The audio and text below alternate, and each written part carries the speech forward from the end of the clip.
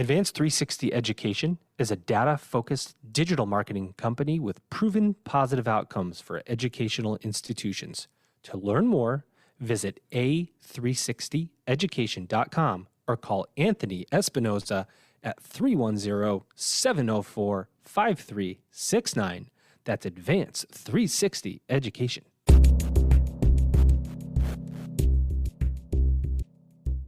Welcome back, everybody. It's your time to EdUp on the EdUp Experience podcast, where we make education your business. Dr. Joe Salustio back here with another episode as I screw up already, trip over my words, which is not anything new. That happens every time I do an episode, which is fine. If you listen, you expect that. So I'm giving you what you expect. As you guys know, we're writing a book. CommencementTheBook.com is the website. We're going to take over 100 college and university president interviews, and we are going to distill them down to about 5 themes, and we're going to write about them and tell you what's headed for the future of higher education. So check out CommencementTheBook.com. As this episode airs, when this episode airs, you will have seen us at Anthology 22, where we're going to be recording live in Orlando, Florida at Anthology for the second year running. Shout out to Jim Milton, CEO at Anthology, for bringing us again.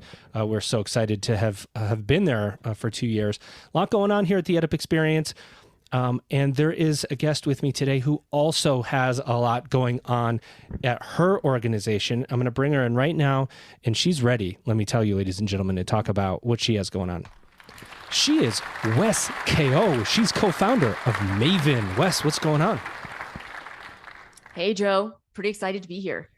Well, I am looking at your picture right now, and you've got a bright yellow background, and you're very smiley and very excited about Maven. And I've been hearing through higher ed all about Maven here and there, and I hear Maven this and Maven that, and I think there's probably some people out there that are listening to this podcast, because we do have a lot of people who listen from traditional higher education, maybe not in the ed tech sector, so to speak, that may have heard of Maven or maybe haven't. So level set for us. What is Maven, and what do you guys do, and how do you do it? Maven is a platform that makes it really easy for experts to teach their expertise to a community and an audience that's really eager to learn from them. So if you think about online courses, usually you think about LinkedIn Learning or Udemy or Skillshare, which are basically static video-driven courses, right? It's a set of videos that you watch by yourself, solo. There's no community, there's no accountability, which is why the completion rate is so low, 6 to 10% completion, right? And a recent MIT study said that might be as low as 3 to 6% completion. So a bunch of people are excited and eager to learn, but a tiny percentage of people actually stay long enough for any of that learning to happen. And so at Maven, we do a type of course called cohort-based courses. And so cohort-based courses are the opposite of the kinds of courses that you find on Udemy. They are live, they are interactive, they are with a community of peers who are like-minded on a similar journey. So you might take a 2-week course with fellow UX designers, or you might take a 1-week course with other product managers, right? So you're learning with other people who are committed to their craft, who want to learn through group discussion and feedback and role-playing and really learning actively as opposed to just consuming content passively. So Maven is all about cohort-based courses and enabling subject matter experts across a bunch of different industries and different functions to be able to reach their audience and reach their communities by teaching online. Okay, so cohort-based. See, I'm doing it again, Wes. I'm tripping over my own tongue. Cohort-based classes is something higher education is very familiar with, and there's a reason why cohort-based classes work very well, is because there's community. Right. And when you have community and you have contact and you have communication, the likelihood of retention, the likelihood of outcome is much higher. Why do you think your instructors at Maven are excited to teach in a cohort-based model versus doing something that's, more asynchronous? Yeah, there's a bunch of different reasons. So one, I mentioned how with static courses, the completion rate is very low, but with cohort-based courses, across Maven, with thousands of cohorts that we've run, the completion rate is 75% and up. So for an instructor, it's really gratifying to know that all the work that you put into your course and all the love that you have for your students, that they are actually really benefiting from that and finishing that curriculum and going through that material. So that's one reason. We like that. The second is that as a subject matter expert, you can charge a lot more for a cohort-based course as opposed to a static video-driven course. So the average course on Udemy is $10 to $20 per student. The amount that you can charge in a cohort-based course is between $500 per student to $2,000 per student. Money. So That's good. So if you're trying to make a living selling video-driven courses, you need a huge amount of volume to be able to pay the rent each month.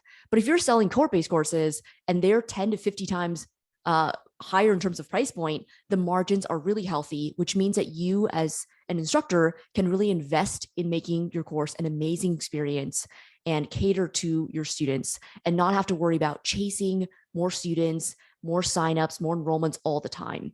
So that the revenue piece is really gratifying for instructors as well. And we've seen instructors who have no audience or a very small audience make between $10,000 to $30,000 every time that they teach a cohort.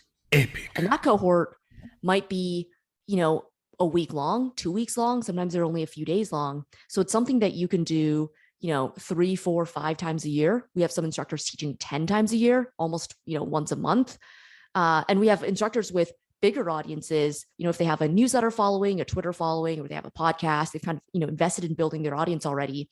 We've seen instructors with an audience make between $100,000 to $250,000 when they teach a cohort. So that's, that's like that's a year's worth of salary or more for many, many people. So it's a really incredible way to make a living being able to teach what you love. Okay, so let's break this down, Wes, because now you've piqued my interest here. So let's look at it from both the not that my interest wasn't piqued from the beginning, but let's look at this from the consumer's perspective, and let's actually start from the instructor perspective. So I'm a expert in something. I don't know what it is. Let's say podcasting. Let's say I want to teach people how to do a higher education podcast. I'm just making this up, right? I kind of know what to do, but how do I take my knowledge and put this into any course that makes any sense? I mean, does Maven offer me help to do that? Because I wouldn't even know where to start. The average person doesn't know where to start, how to take their content and turn it into a course. Yeah, there's definitely a difference between knowing your craft and being a great operator versus teaching that craft and explaining it to someone else. So we see this a lot, which is why we created a free 2-week course called the Maven Course Accelerator. So it's a cohort-based course that I teach on how to build a cohort-based course. So it's a bit meta, but we really think that the cohort-based courses are the best way to teach and learn complex topics. So with something like building a cohort-based course, there's a lot of different moving parts, and we teach you how to do the entire thing end to end, starting from thinking about course market fit. So are you the right instructor teaching the right topic to the right target student at the right price point with the right positioning? So you really want to think about all those different elements before you start even building your curriculum, because what we don't want to happen is that you spend a ton of effort building this amazing course and then you launch it to crickets and tumbleweeds and and radio silence. So thinking upfront about exactly. Just only because you said it, Right. No, it was perfect. So thinking upfront about who is this for? Is this the best course that I could be teaching? Is there market demand? Is there willingness to pay from my students? From my students' perspective, all the way to putting together your curriculum and thinking about ways to make that curriculum interactive. So instead of you talking at people multiple times a week for an hour and a half, what if there were breakout rooms where your students could actually try the different frameworks that you're teaching them? Or what if you had solo exercises that you would you'd pause and say, all right, I'm gonna everyone go on mute for the next 3 minutes. We're all gonna write our the positioning statements for our podcasts. If let's say you're teaching a course on podcasts, right? And then everyone jots them down. And then at the end of those 3 minutes, we all paste what we wrote into the chat, and you pick out a few to critique, right? And do kind of a live tear down on improving. All right, I liked what you did here, but here you kind of lost me, or here's how you can make this juicier. So so course market fit to curriculum to course marketing. How do you write an engaging landing page that attracts the right kind of target student? How do you market your course? So we really teach that end to end. And that's been one aspect that instructors have had huge positive feedback on, because so many of our instructors didn't necessarily come from a teaching background. They weren't K through 12 teachers. They weren't professors. We call this new breed of instructors digitally native professors. So these are people who kind of quote unquote grew up building on the internet, and they might be operators, or they might be executives in-house, or they might be consultants or coaches who have a digital presence of some kind, and they're wanting to teach and share their knowledge, but they didn't necessarily come from a traditional teaching background. Digitally native instructor, is that what you said? Digitally native professors. Oh yeah. Love it. So is there a self-awareness piece? And you mentioned it, right? So I think I have a guest host that comes on sometimes. His name is Dr. Vistasp Karbari. He works at the University of Texas, Arlington. He's a mechanical engineer and aerospace engineer of some kind. And I always joke with him that I could be an aerospace engineer. So I'm going to speak. I want to teach aerospace engineering. And you put me into this cohort of cohorts. And is there a self-awareness where you go, okay, wait a minute. I know I want to teach this, but maybe I shouldn't be teaching this. Maybe this is not my expertise. Maybe it's something else. So are you teaching this? Because everybody might, I'm not saying everybody, but you might see something like Maven and go, oh, I'm going to teach how to make the best cup of coffee in the world here, or I'm going to teach how to lay tile, or who knows what it might be. But I may not be the best for it. So you've built something in that makes me realize whether I can actually get students or not, right? Yeah, great question.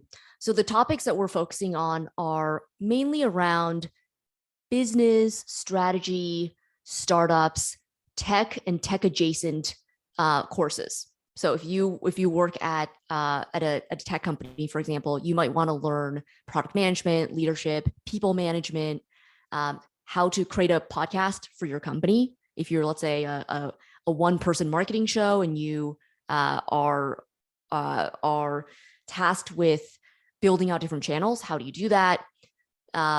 So it is geared more around knowledge workers.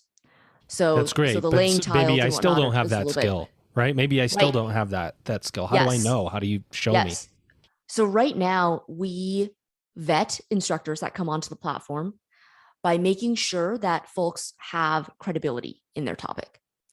So usually during this process, it's a little bit of us vetting and teaching people to self-vet, because we want you to be successful and you want to be successful. So usually during this process, instructors will have a chance to reflect on the set of topics that they are most suited to teach. And if you think about those topics, like initially most people think the world is my oyster. I could teach so many different things. Yeah, leadership, right? I could teach leadership to CEOs because I lead at an organization. Exactly. Yeah. Usually by the end of this exercise, folks realize that, oh, wow, there's actually an incredibly narrow set of topics that I could teach. And that's a good thing, because you want to start in a more specific place. If you're trying to be everything to everyone, that doesn't usually work well.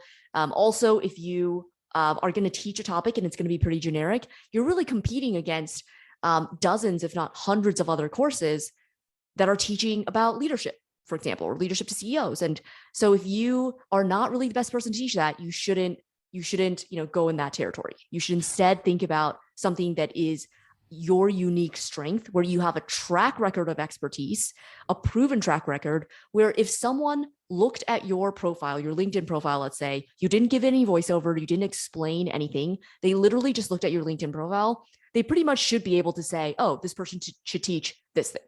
If it's not that obvious, you probably should choose something that is more obvious of a topic to teach. Okay, so, just so you know this, and I don't know if you do know this, Wes, but I submitted myself to Maven as an instructor to teach others how to be a better podcast host, and I immediately received this. Access denied. I don't know if I got to do a better pitch, so we'll talk about that after the podcast. But let's talk about Let's talk about the consumer. How do I, now that if I've been selected as an instructor and you've distilled down for me what I can teach and you've accepted me as a viable instructor to teach it, whatever it might be in business tech and so on, how do I get my students? Is it my responsibility? Are you showing me how to market myself? Are you providing a service or an add-on service to help me market myself? Talk about how I might get my audience if I don't have one. Maven is a platform and a marketplace. So from the platform side, we provide the tooling for you to be able to build your course and a one-stop shop to have everything that you need to be able to do that all in one place. And you have a student portal where it's a site that your students can log into and be able to access everything that they need about your course. So that's the platform side. The marketplace side means that we have a bunch of students who are coming onto maven.com who are looking for courses. I mean, we are the destination for cohort-based courses. And so we have a bunch of people who are coming onto the site looking for courses that they can take. We have a ton of students who take multiple courses on Maven, and they hear about Sean Puri's course, and then they get interested in Sam Parr's course, and then they get interested in Ariel Jackson's course, and then Amanda Getz's course. And so we have a bunch of people who are really excited to learn and who are bought into this concept of cohort-based learning. And from their positive experience taking one Maven course, they see how it is so much more engaging and so much more impactful for them as students, and they want to do it again. And so, I think that the benefit for a marketplace for an instructor side is that, if you were hosting your course on your own, you're a bit of an island, and you are responsible for driving all this traffic to your tiny island.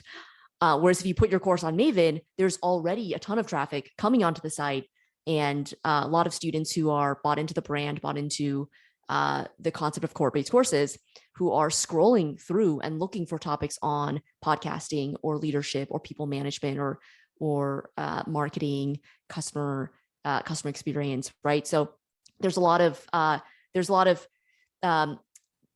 quote unquote demand side density, to use kind of a startup jargony term, where we have a lot of students who are looking for courses around business, tech, strategy, how to level up in the workplace, how to get promoted. Level up. You can really get your course in front of a lot of eyeballs. Advanced 360 Education is a data-focused digital marketing company with proven positive outcomes for educational institutions. Advanced 360 Education does not simply rely on instinct to make assumptions about audiences or key data points. Rather, through data intelligence, client strategies take on a higher level of effectiveness. To learn more, visit a360education.com or call Anthony Espinoza at 310-704-5369. That's 310-704-5369. That's Anthony Espinoza at Advanced 360 Education. Wes, you're doing a really good job of saying all of the words that I have as my sound effects, just for the record. Thank you for that. Every time you say something, I'm like, oh, I got that right in front of me. So here's the thing, right? So I'm a higher ed person. I've been in higher ed for 20 years. We do a higher education podcast. We interview higher education leaders all across the world. And one of the things that keeps coming up is higher ed's, I don't know, it's worry by some and less worry by others about alternative credentialing and skill stacking and ed tech companies. And I'm seeing your founders or your co-founders, a few of them come from, big skill kind of development companies, right, that are big now, that there is a group of students, particularly adult learners, that in the past, if they wanted to learn about leadership or technology, they would have gone to higher ed. They would have gotten a degree or maybe an advanced degree or taken a class here, a class there.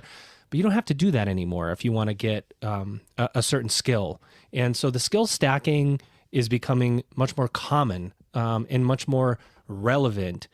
And this is a really interesting space for an organization like Maven to play, right? Because there just are people out there that want to learn something, learn it quickly, learn it dynamically, and then move on and apply it in their job. What's the demand right now? I mean, how fast are you guys growing? What's the trajectory of your organization? Yeah, I love that you bring up the skill stacking perspective, because we are seeing a lot of students who want to learn from experts who have been in the trenches and have relevant, timely experience. And I think higher ed will always hold a special place in many people's hearts and careers. But after we graduate from undergrad, a lot of people, that's kind of the last touch point that you have with formal education. And even when you think back to undergrad, the marketing instructors that I learned from when I was an undergrad business student hadn't been in industry for 20 to 30 years. Yikes. They've been in academia. And given the pace at how fast things are moving, and how fast marketing changes and different trends around channel growth and what's happening with technology affecting marketing, there's just so much that those professors didn't know about. And so now you can learn from the VP of marketing at the fastest growing startups. You can learn from the CMO at interesting Fortune 1000 companies.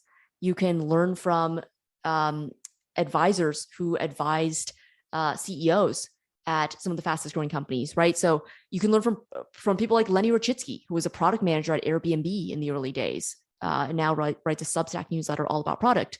You can learn from Ariel Jackson, who is a branding and positioning expert who works with first round capital companies. You can learn from Amanda Natividad, who's VP of marketing at SparkToro, a market research company. And so it opens up a new group of people that you can learn from. And these people previously were not teaching. And so we are bringing this new group online teaching. And so I don't really see it competing with higher education. I see it being supplementary to what most people have already experienced in higher ed. Do you upsell? Like, do you get a course with US, and in this course you say, here's some other courses that you might like as a student to keep them in the Maven, universe? Because then you start thinking about partnerships, right? So if I'm a higher ed institution, which of course I work at one, I'm going to say, Wes, I'd really love access to this class of people that are taking leadership, and say, hey, look, you know what? We want to partner with you, and you give us access to this group of 20 students and see if we can get them into our degrees, and we'll do some kind of revenue share and so on. Higher ed's always looking for ways to develop students, right? UC2Us merge with the edX for pipeline and so on and so on. You're getting a lot of interest in partnerships now, and what does that look like? Right now, we're mainly focused on building up the marketplace. So keeping courses on Maven and building up the number of courses that we're offering, and then also building up our student database so that we're really addressing both the instructor side and the student side. So we're not really looking too much at external partnerships right now. And so how many instructors do you get that want to teach? Like, you're getting 50 people a day, 150, 1,050,000 saying, yes, I want to be an instructor. I mean, because the vetting process, or the amount of resources that you have to put into the vetting process, I'm sure is growing with every single course and every single instructor, especially as word gets out. Yeah. And we put a ton of effort into the Maven Course Accelerator, that 2-week course that I talked about. We have Maven staff members reviewing instructors' curriculum, giving feedback. I personally teach it. And so it's a heavy investment that we put into our instructors to make sure that they are creating high quality courses and setting them up for success. So for every cohort that we run, we get thousands of applications from instructors who want to join.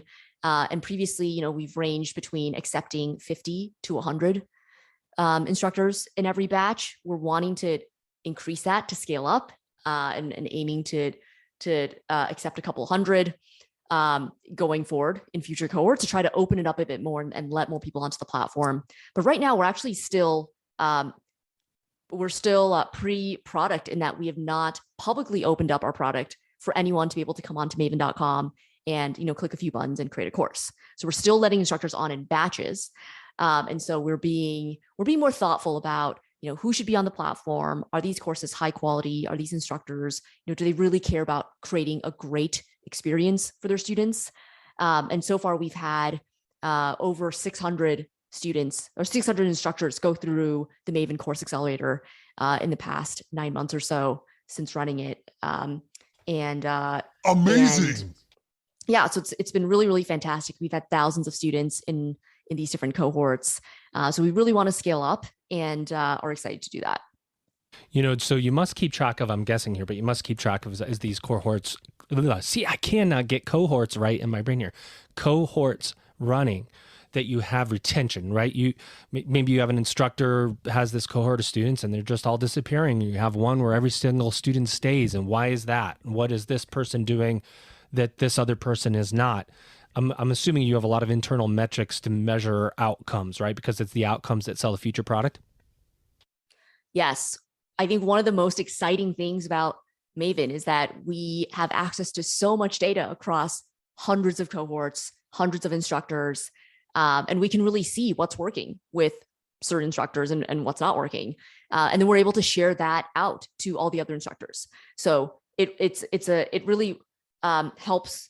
What is that? The rising tide lifts all boats. Like we're helping to raise the tide here. And in anything that works well for one instructor or any mistake that an instructor makes, we're able to share that with everyone else. So everyone else is constantly leveling up. So, if we see, for example, actually, initially we thought that courses had to be 3 to 4 weeks to be effective. And we had a pair of instructors say, you know what, Wes, we're going to do the opposite of that. We're going to make our course 3 days. And I thought, okay, give it a shot. Let us know how it goes. We're very big on experimentation, and we love when instructors try different wild card ideas, because, half the time it ends up beating the incumbent of whatever we were recommending before. And so these instructors came back. It was Sahil Bloom and Julian Shapiro. They have one of the most popular courses on Maven called Audience Building. And they came back and it was a blowout success. They had hundreds of students in their very first cohort. And they charged, I think, $500 per person. And they've since raised it, I think, to about $650. They've run multiple cohorts now. And I think they extended it to 1 week, actually. They extended it from 3 days to 1 week. But it really showed us that, wow, a course doesn't have to be, many, many weeks for it to be successful. It can be a couple days to a week and still make a really big impact on students. And sometimes students actually even prefer shorter courses because, attention spans and just busyness at work. Sometimes a week or a couple days ends up being the right amount of time to carve out to be able to fully dedicate yourself to a course. And since then, this was, I don't know, a year ago now. Since then, we started recommending for first-time creators to do a shorter initial course. It's great for a tighter feedback loop for you, the instructor, for you to be able to see what's working for your students, to be able to tailor to them in your next cohort, to be able to improve faster between cohorts. And it's really tight, kind of a boot camp intensive style for students, so that they don't have to block off 6 to 8 weeks to take a course. They can do it in a really quick way that fits into their schedules. So that's just one example of the instructors kind of on our platform really breaking the mold and innovating in a bunch of different ways, and a lot of times surprising us, surprising themselves. And so we're constantly innovating on how do we create great student outcomes? How do we make students, even more excited to take the course, and trying a bunch of tactics, trying a bunch of different things. I love it, right? Because it's a little bit of a flipped model compared to what higher ed is used to. I've got 20 years teaching experience. I can go in a classroom, I can teach, or I can teach it online, as opposed to I am literally working on this marketing project as a VP of marketing in this company right now, and I'm going to tell you what I deal with every single day, right? There's a relatability aspect to being in a course with somebody who's going through the same issues and barriers and successes as you're looking to go through, right? So that I think that relatability factor, the practical nature, right? This is somebody that's going to teach me practical skills, is what makes Maven really unique. Absolutely. That practical piece is very, very important. So, one of the concepts that we teach in the Maven Course Accelerator is to not spend too much time on the what and the why. This is a common mistake that I see with a lot of first-time course creators, is that they spend 30 minutes describing why communication is important. And I saw this in one of the instructors teaching a product management course had a section on communication, and he spent like 30 minutes talking about that. And I was giving him feedback, and I said, most of your students already know that communication is important. Like this is it's a pretty basic insight, especially as a product manager. I mean, by the time you are a mid-level product manager, you already know this. So you can just spend 2 minutes covering why communication is important, but spend the rest of the time in your workshop talking about how. How do you get buy-in as a product manager if you don't have formal authority over others? How do you push back? How do you communicate competing priorities? How do you get buy-in? How do you deliver hard feedback, right? How do you take into account a bunch of different viewpoints from different stakeholders and be able to turn chaos into order, right? Those are all hows that your students want to learn. And instead of just talking about the how, you can go a level deeper and show actual examples, show screenshots of Slack messages that you've written, show write-ups, strategy docs, Notion doc write-ups, Google Doc write-ups that you've written to communicate, show a transcript or a recording of a meeting that you led, and here are the things that you did to keep the meeting on track, right? These are all, show scripts of language that you can use, words and phrases that you can use as a product manager, right? Like these are all deeper ways to show the how. So you really should spend about 20% on the what and why maximum, 80% on the how. And that really keeps your course practical and it differentiates it from other forms of content that are free. So if you think about reading tweet threads, blog articles, listening to podcasts, a lot of it is a bit higher level, right? Because in those media, you can't go as deep as you can when you are meeting multiple times a week for, an hour and a half, diving deep into the material. So you really don't want people to say, oh, that course felt like a paid webinar. That's quite an insult if someone says that about your course. You want to differentiate it by making it really hands-on and really practical. Nailed it. Love it. Wes, so I always like to wrap up these episodes. By the way, I keep trying to submit my information on your website and I keep getting the same message. Error. But we'll bring that up later. I don't know how to get by. You're going to have to vet me separately here, but I will. I really find it fascinating, right? I find this fascinating that you're growing rapidly, that you can have access to high level talent like this and learn right away. And this is potentially what the future of higher ed looks like, or education in general, which of course I'm helping to answer the question for you here. But tell me, first of all, what did we not say about Maven? Anything that you plan to say today that you didn't say, or anything that's on your mind that you wanted to just plug, events you have coming up, speaking opportunities you have coming up, plug away. And secondarily to that, tell me what you think the future of education looks like. Yeah, in terms of plugs, we have a cohort of the Maven Course Accelerator coming up in August. So we're currently accepting applications. We just opened them yesterday. So if you are interested in teaching, definitely throw your name in the ring. Are you talking to me? You're talking to me directly. That's okay. Go ahead. I'm just kidding. We should definitely talk. We'll definitely talk after. Okay. So that's one, is the upcoming cohort of Maven Course Accelerator. The other thing that I want to mention that I didn't get to say is that one thing that I've noticed is many of the most credible instructors originally didn't see themselves as instructors, or felt imposter syndrome and self-doubt about whether they even had anything to teach, which I always thought was just so fascinating. It's like, it's just shocking that, the amount of humility that some of the best instructors have, which is amazing because that's probably how they got to be so good, because they were constantly pushing themselves to be better. But on the other hand, it also, I think sometimes people who are so humble take themselves out of the running before the race has even started.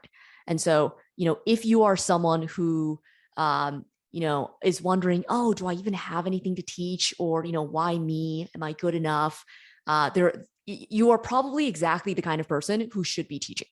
Because there's a bunch of people who are not even asking themselves that question, who are just like, oh yeah, I should definitely teach.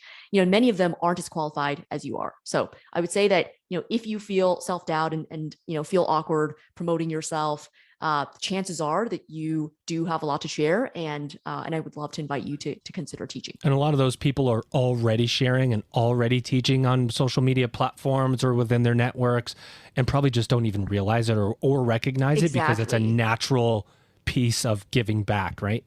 Exactly. What do you see as the future of education, Wes? I see the future of education as being decoupled from, I see learning and formal education being decoupled. I think the very exciting thing about core-based learning is that it offers working professionals a chance to experience the magic of formal education. When we were in school, breathing the same air as as the students to our right and to our left, with an environment to focus on learning, and improving ourselves. Having that structured format. Once you graduate college, and or a master's program, there are so few opportunities to learn in a more structured way, and I think that's a huge miss, and it's something that is lacking in many of our lives. So I'm really excited that cohort-based learning can kind of supplement higher education by being another way for working professionals to kind of spot learn. You're dealing with something right now at work, and you can take a 1-week course solving that specific problem. And maybe a few months later, you realize you want to learn something else, and you can take a course on that. So I'm really excited about that decoupling of education just being something that you do, super formally, only in undergrad, and it opening up and being something that you can do on a lifelong basis as a working professional. I love it. Attention. So Maven.com, courses from world-class instructors, just to list a couple of the categories: crypto, startup, creator economy, marketing, leadership, productivity, finance, career, technology. I sifted through this for about half an hour today to find all these amazing people and all these amazing courses. Wes, I think you and your co-founders are building something completely unique and amazing for the industry of teaching and learning. So congratulations, and I wish you much success.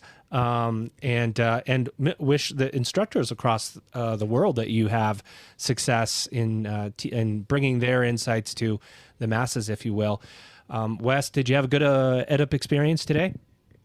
I had a great experience. Thank you, Joe. All right. Well, it was a pleasure to talk with you. Ladies and gentlemen, here she is again. She is Wes Kao. She's co-founder of Maven. Wes, it's been an absolute honor to have you on. Thanks, Joe. Ladies and gentlemen, you've just EdUp'd. Effective marketing for educational institutions requires a dedicated partner that understands the complex, constantly evolving digital landscape in which colleges, universities, and career schools compete. The EdUp Experience podcast partner, Advanced 360 Education, is a data-focused digital marketing company with proven positive outcomes for educational institutions. Advanced 360 Education does not simply rely on instinct to make assumptions about audiences or key data points. Through data intelligence, client strategies take on a higher level of effectiveness, whether the goal is driving enrollment, alumni engagement, or other educational marketing campaigns. To learn more, visit a360education.com or call Anthony Espinoza at 310-704-5369. That's Anthony Espinoza, 310-704-5369, a360education.com.